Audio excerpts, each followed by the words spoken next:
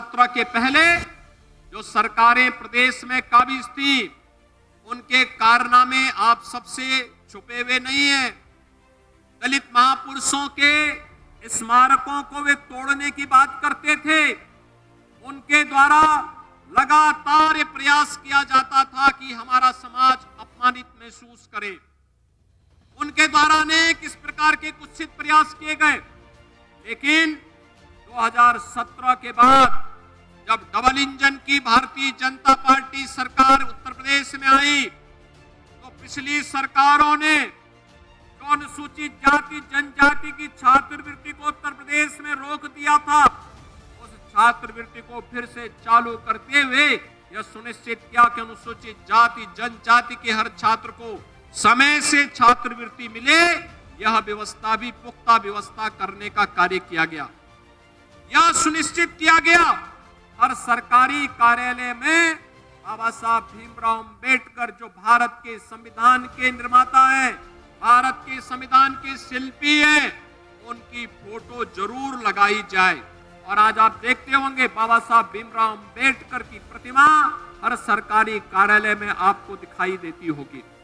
आपने देखा होगा कि बाबा साहब भीमराव अंबेडकर से जुड़े हुए पंचतीर्थ, प्रधानमंत्री मोदी जी की प्रेरणा से डबल इंजन की सरकार ने, जहां जहां भाजपा की सरकारें थी, इन सब ने मिलकर के तैयार किया, बनाया।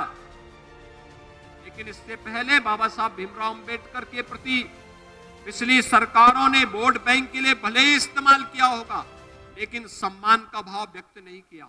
आज तो हमारी सरकार लखनऊ में भी बाबा साहब भीमराव अंबेडकर जी की स्मृति को जीवंत बनाए रखने के लिए एक अंतर्राष्ट्रीय केंद्र की स्थापना कर रही है। इसी वर्ष के अंत तक वह केंद्र बनकर के तैयार हो जाएगा।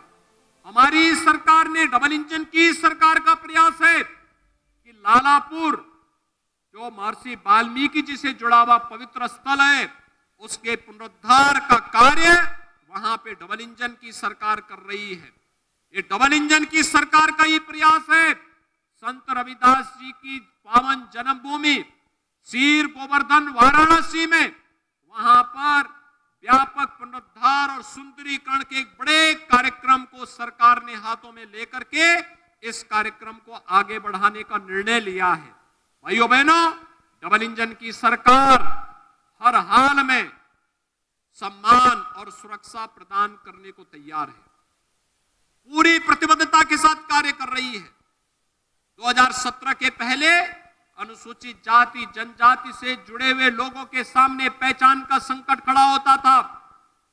कोई यात्रा नहीं निकाल पाते थे। पर्व और त्योहारों को शांतिपूर्ण तरीके से मनाने के लिए रोकने का प्रयास होता था।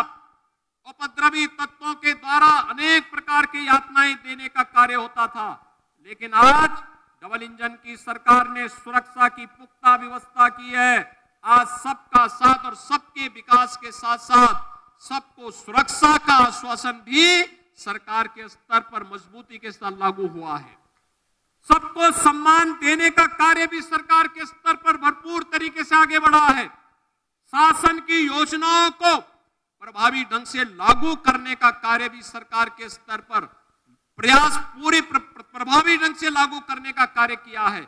और इसमें तकनीक का उपयोग करते हुए, चाहे वह भ्रष्टाचार मुक्त व्यवस्था के लिए डीबीटी के माध्यम से धनराशि को लाभार्थी के खाते तक पहुंचाने का कार्य हो, या फिर राशन की व्यवस्था को भी ई-पॉस मशीन के माध्यम से और लाभार्थी तक देने का कार्य या प्रभावी ढंग से लागू होता हुआ दिखाई दे रहा है।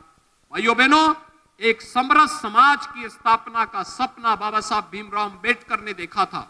आज प्रधानमंत्री मोदी जी के नेतृत्व में डबल इंजन की सरकार पूरे देश के अंदर इस सपने को साकार कर रही है। एक भारत श्रेष्ठ भारत की परिकल्पना उसी की साक्षात अनुभूति है।